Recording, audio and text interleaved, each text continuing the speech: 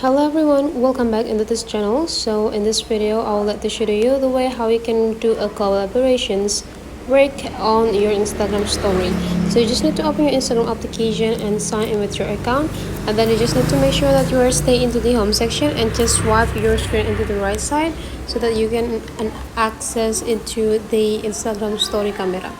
And the next thing you need to do is just go find the picture that you want to use here. Let's say I would like to use this, and if you want to do a collaboration, you just need to tap into this side. There could be an option, mention and location. Tap into the mention, and then you just need to mention someone that you want to do or invite as a collaborator.